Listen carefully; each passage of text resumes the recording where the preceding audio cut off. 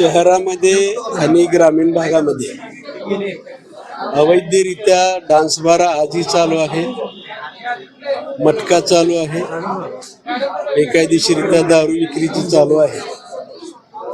मी शासनाला पालकमंत्र्यांना विनंती केली की हे कुठंतरी थांबलं पाहिजे आणि पुढच्या पिढीला जरा कुठंतरी एक आदर्श द्यावा असं वाटतंय. याचबरोबर आमच्या ज्या राष्ट्रीय महामार्गावरती बाहेरचे भक्तगण येत असतात, गाड्या घेऊन परिवारासहित येत असतात.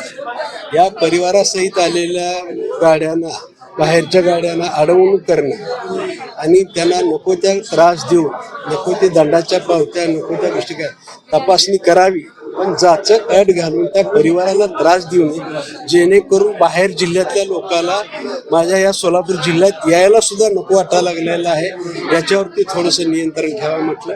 किंबहुना कनिष्ठ पोलीस अधिकारी सुद्धा गणवेशामध्ये शासकीय वाहनामध्ये जातात आणि रेड करायला जातात आणि त्याच्या अगोदर त्याचा व्हिडिओ सोशल मीडियाच्या मार्फत व्हिडिओ तयार करतात आणि त्याला पुढं पाठवतात. म्हणजे काय, कसा तपास लागला.